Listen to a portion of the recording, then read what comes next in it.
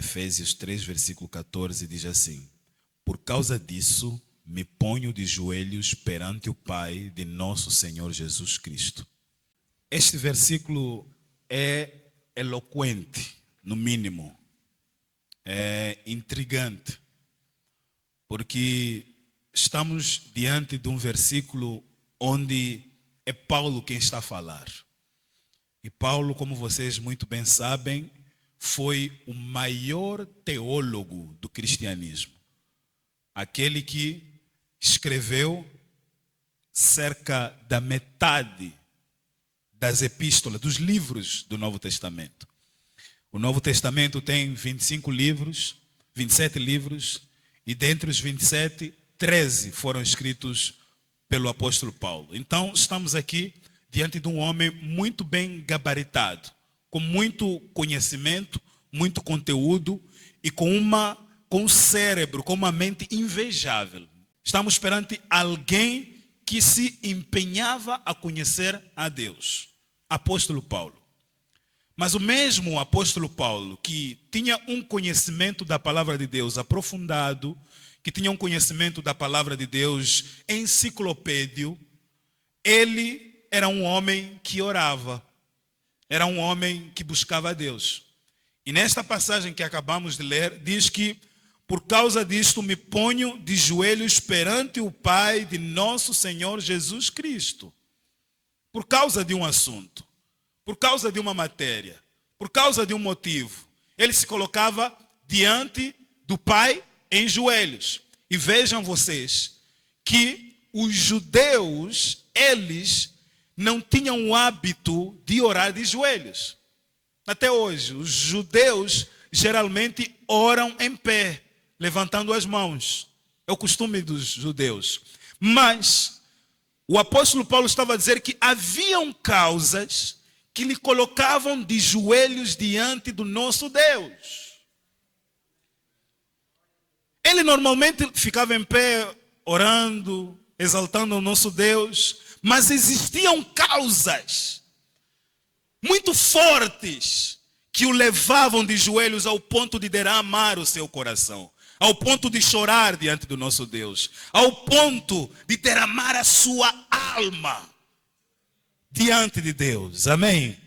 Então, este é o apóstolo Paulo. Eu disse que o apóstolo Paulo era um homem de conhecimento enciclopédico. Era um homem douto, era um homem intelectual, um homem que muito fez pelo evangelho, mas também era um homem que orava. Amados irmãos, notem que até hoje, prestem atenção, até hoje existem certas coisas que nós somente acessamos só se for em oração. Existe a presença de Deus que pode ser consumada na nossa vida só se nós nos prostrarmos em oração. Existem respostas que vêm do trono da graça só se nós buscarmos a Deus em oração. A descida do Espírito Santo é consumada só quando a igreja ora. Aquela causa impossível só é resolvida quando você decide, como apóstolo Paulo, não apenas ser um teólogo, não apenas ser uma pessoa que conhece a palavra de Deus, não apenas uma pessoa cheia de argumento, mas você se coloca diante do nosso Deus. É assim como o crente vive. A oração é o oxigênio do crente. A oração é o que bomba o coração de um crente. Nós estamos num tempo onde estamos a falar de bombas atômicas, bombas nucleares. Vejam vocês a guerra entre Israel e Irão. Se todo mundo, os projetistas, os analistas bélicos dizem se Estados Unidos entrar naquela guerra, começa a Terceira Guerra Mundial. Porque estamos diante de grandes potências do mundo.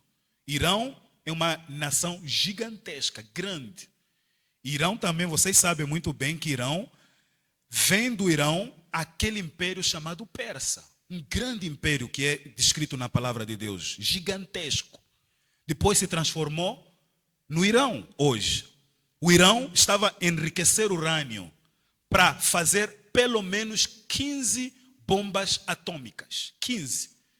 Toda nação que tem bomba atômica, se não tiver juízo no lugar, basta lançar uma bomba atômica para outro país, aquele país desaparece na mesma hora. Então, o Ayatollah sempre manifestou o interesse de eliminar Israel da face da terra. Então, quando os israelitas ou israelenses notaram de que os iranianos estavam a fabricar uma bomba atômica, disseram, não, nós estamos à beira do extermínio. Se eles tiverem 15 bombas atômicas, nós aqui vamos sumir. Então, começaram a tomar algumas medidas. É medida justificada? Não sei. Não sei como é que é a sua teologia. O Irã deveria fabricar a bomba atômica? Não sei. Não sei qual é a sua concepção. Mas de uma coisa eu sei, Israel está em guerra. Há uma guerra no Médio Oriente que de alguma maneira vai te afetar. Porque dali passa mais ou menos 25% a 30% do petróleo do mundo. Se o Irã fechar aquele canal, o petróleo sobe, as nações entram em desespero, começa a haver um furdunço no meio, na geopolítica mundial e te afeta de alguma maneira. Aí as grandes nações, China, Rússia, começam a se envolver no meio disso. Se o apóstolo Paulo vivesse na nossa época, aquela causa, ele diria assim, por esta causa me coloco de joelhos. Não ficaria sossegado, não ia viver a vida dele. Não, eu tenho que ir para a escola. Não, eu tenho que fazer aquilo. Não, eu tenho que... Não, por esta causa, ele já teria ganhado, não vou dizer nem perder, ganhado muito tempo na presença de Deus, clamando pela paz de Jerusalém, clamando pelas crianças que são dissipadas, dizimadas por uma causa que eles nem sequer sabem. Então, o que nós estamos a fazer aqui hoje é lhe motivar, busque a Deus. Você não vai ser o primeiro, busque a Deus. Os homens e mulheres de Deus que buscaram a Deus, eles tiveram resultados retumbantes, resultados fortes. Por que razão nós temos que buscar a Deus? Eu anotei aqui 3 razões rapidamente que eu vou apontar. Eu disse que o nosso culto hoje não é um culto de doutrina, não é um culto de estudo, é muito mais um culto de oração. Mas a primeira razão aqui, por que eu e você deveríamos buscar a Deus? Porque a igreja cristã recebe o poder do Espírito Santo quando ela ora. Estamos juntos, amado? A igreja cristã recebe o poder do Espírito Santo quando ela ora. Amados, pode olhar para a história da igreja, você vai perceber. Lá em Atos dos Apóstolos, capítulo 2, diz que de repente desceu o Espírito Santo depois de quê? Depois de a igreja passar 10 dias orando, clamando pela descida do Espírito Santo. Quando eles passaram 10 dias, 120 irmãos, o Espírito Santo desceu e houve um dinamite no meio do povo de Deus. O Espírito Santo esteve entre eles. Eles começaram a falar em novas línguas, começaram a operar milagres, começaram a viver o sobrenatural de Deus. Até hoje, se nós continuarmos a buscar o poder de Deus, o Espírito Santo vai descer no nosso meio. Segunda razão, a oração é a base do avivamento da igreja. O que não é avivamento? O avivamento não é barulho. O avivamento não é um mero ajuntamento, seja ele numérico, de crentes. Pode haver 12 mil pessoas juntas no mesmo lugar. Não é avivamento. O avivamento que é? O avivamento é quando o povo de Deus se junta clamando pela presença manifesta de Deus.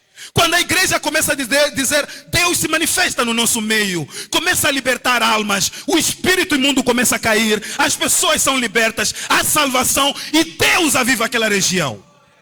Como é que o avivamento começa? Quando 2 pessoas pelo menos começam a buscar Deus. Quantas igrejas na Inglaterra? Inglaterra, vocês sabem, faz parte do velho continente. A Europa, infelizmente, foi infestada por causa do ateísmo. Foi infestada por causa do ceticismo. Eles pararam de acreditar em Deus. É um continente que muitos anos buscou a Deus e proliferou o evangelho por todo o mundo. Mas eles pararam de fazer isso. Havia secura. Muitas igrejas foram transformadas em museus. Igrejas foram transformadas em bares, casas noturnas de prostituição, de bebedeira. Mas, porque jovens se juntaram e começaram a buscar a Deus, o avivamento começou a cercar a Inglaterra, precisamente em Londres. Começaram a se juntar, começou com uma reunião de oração de alguns jovens. De repente cresceu para 1.000, para 2.000, 3.000, 4.000, 5.000. O Espírito Santo se manifestou naquele lugar. Por quê? Porque as pessoas começaram a buscar a Deus. Por isso, meus irmãos, nós não estamos aqui por acaso, estamos aqui para buscar a Deus. E eu acredito piamente, mesmo que não seja uma igreja, nós estamos numa igreja, mas aqui nós não somos uma denominação, somos uma organização cristã. Mesmo sendo uma organização cristã, se nós orarmos, clamando pelo avivamento, o avivamento virá. Pemba, meus amados, não será conhecida como uma cidade islâmica, não mais. Será conhecida como uma cidade onde tem os crentes que adoram a Deus. Ponto número 3. A oração é a base para a restauração de uma nação. Quem não sabe no meio de nós que a nossa nação ultrapassou uma das maiores crises da sua história moderna? No ano passado, tivemos eleições muito conturbadas. Uma faceta do povo da nossa nação não concordou com o resultado das eleições. E tinha um líder que ainda hoje existe, não sei se você é a favor ou contra, mas estamos a dar o fato histórico, que é irrecusável. Se nós sermos honestos, dentro de alguns anos tem que ser estudado aquelas pessoas e aquele movimento. A nação moçambicana, nós não podíamos estar assim reunidos porque haviam manifestações. Começaram nas lojas, se vocês forem ver aí, começaram a colocar tábuas, metal. Por quê? Porque tinham medo de destruírem bens privados e bens de empresas. A nossa nação passou por uma grande crise. Mas eu vim te dizer aqui hoje, em nome de Jesus, se nós continuarmos a orar, Deus vai resolver a crise da nossa nação. É corrupção, é mentira, é injustiça, Deus resolve isso. Irmãos, lembrem-se de Uzias. Uzias orou pela sua nação e Deus resolveu a causa da sua nação. Lembre-se de Neemias. Neemias, estão juntos comigo, amados? Neemias, um dia veio o irmão dele, quando ele chegou disse, como é que vai a minha terra? Como é que vai a minha nação? Aquele irmão dele em choros, disse assim, olha, lá Israel está em ruínas. Os muros das cidades estão derribados. Há fome naquela nação. Neemias, presta atenção, esta palavra é para você. Você que acha que tudo que importa é seu assunto pessoal apenas. Moçambique, que se lixe, que se dane, passo a expressão. Presta atenção à oração do Neemias. Neemias, quando ouviu sobre a situação da sua nação, a palavra de Deus diz que Neemias chorou. Neemias chorou, começou a clamar, não é esse seu plano para minha pátria, para minha nação. Eu aqui sou copeiro do rei, como do melhor, estou em segurança, mas os meus irmãos, os meus familiares estão a viver uma tribulação. Os muros naquela época simbolizavam a proteção de uma nação. Hoje Pema não precisa de muros, mas naquela época, onde haviam guerras constantes, os muros significavam proteção da nação. Ele chorou, disse, Deus, por favor, resolva. E sabe o que aconteceu? Neemias foi resposta da sua própria oração. Deus mandou Neemias para ir reconstruir os muros de Jerusalém. E hoje eu quero acreditar que aqui no nosso meio aqui tem Neemias aqui. Daniel, eu não sou engenheiro, Neemias não era engenheiro. Daniel, eu não sou guerreiro, Neemias não era guerreiro. Sabe o que ele era? Era intercessor. Intercessor serve para qualquer coisa. Para reconstruir muros, para reedificar famílias, para reconstruir igrejas, para o avivamento. É isso que significa o intercessor. Eu e você podemos reconstruir grandes muros, amém? Por último, a oração nos capacita a vencer os grandes dramas da nossa vida pessoal. Salmos. Agora eu vou lhe pedir para você olhar comigo Salmo, capítulo 50, versículo 15.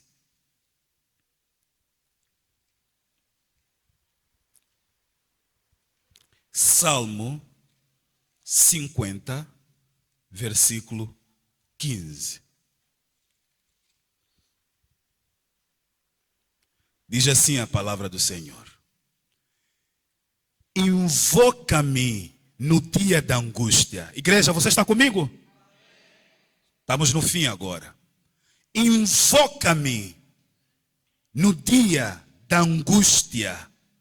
Eu te livrarei e tu me glorificarás. Existe uma ordem nesse versículo. Olha aí. Salmo 50, versículo 15. Você pode grifar este versículo porque esta promessa é para você. Não é para Davi que escreveu. É para ti. Salmo 50, versículo 15. Existe uma promessa. Qual é a promessa aí? Aliás, existe uma ordem. Qual é a ordem? Invocar. Invocar. Invocar é o quê? Clamar. Invocar é o quê? Chamar. E quem está a falar aqui? Quem está a dar essa ordem? Deus. Eu não gosto de orar. Quando eu oro, me dói os joelhos. Ei, aquele ali que tem um ministério de intercessão. Aquele ali que consegue orar. Essa coisa de oração não é para mim. O meu ministério é levita. Desviado. O quê? Crente dizer que o meu ministério é levita. Cuidado, meu amado. Se você não ora, em primeiro lugar, você está a desobedecer uma ordem divina. 1 Coríntios 5,17 diz o quê? Orai sem cessar. É uma ordem. É um chamado. Eu e você precisamos ter o hábito de ir na presença de Deus. Por isso que Salmos 50, versículo 15, apresenta essa ordem para nós. Que diz o quê? Invoca-me. Em que dia? No dia da angústia. E sabe o que acontece conosco no dia da angústia? Vamos atrás de mamã. Vamos atrás de papá. Vamos atrás daquele irmão que nós achamos que tem dinheiro. Colocamos a nossa esperança no emola, à espera do confirmado. No dia da angústia, começamos a falar mal das pessoas. Colocamos a Deus contra a parede. No dia da angústia. No dia da angústia, decepcionamos Deus. Abandonamos Deus. Começamos a viver a vida da nossa maneira. No dia da angústia. Mas hoje, meu irmão, acorda no nome de Jesus. A ordem é: invoca-me. Invoca-me.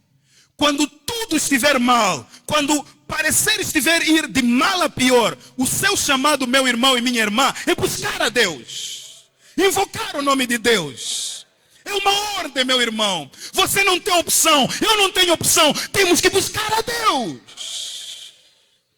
Você acha que vai escolher um ministério? O ministério de oração é para todos os crentes. Invoca-me no dia da angústia. E existe uma promessa. Qual é a promessa? Salmo 50, versículo 15. Qual é a promessa? Eu te livrarei. Irmão, olha para mim. A Bíblia diz assim: Deus não é filho do homem para... Não é filho do homem para... Nem se arrepender. Deus não se arrepende. Ele não vai dizer assim: este dia aqui eu acho que estava fora de mim, prometi muita coisa para os crentes. Não existe isso. A promessa de Deus vai se cumprir. No dia da angústia, busque ao Senhor, porque Ele vai te livrar. Vai nos livrar. Vai trazer o livramento. Vai tratar das nossas causas. Não é porque eu não tenho tempo, eu tenho muita coisa para fazer, eu não tenho... Não, eu oro porque eu sei que na presença de Deus eu hei de encontrar a minha resposta. É por causa disso que nós oramos. Não temos mais tempo. Por último, diz assim: e tu me glorificarás. Existe uma ordem, existe uma promessa e existe um cumprimento. Qual é o cumprimento? É certo que eu vou te responder e você vai glorificar o meu nome. Eu acho que os crentes não estão a entender aqui o mistério. Você está a entender bem aqui? Está a entender a palavra de Deus? Isto aqui é sobre você. Glorifica o nome de Deus. Olha para o seu irmão e diz: eu tomo posse deste versículo, porque a minha vida de intercessor está descrita aqui. Aleluia! Aleluia! Yes! Você não está a perder tempo nessa manhã. Muito pelo contrário, você está a preparar o tempo para glorificar o nome de Deus. Vamos viver o sobrenatural. Vamos viver a resposta das nossas orações. É isso que nós acreditamos como crentes. Não somos fanáticos, não. Como Paulo, entendemos o que vivemos. E como Paulo, estamos de joelhos diante do nosso Deus. E como Paulo, esperamos viver as grandezas do nosso Deus. Agora olha comigo de novo, vamos ler juntos. Leia agora com entendimento. Salmo 50, versículo 15. Podemos ler juntos? Vamos lá?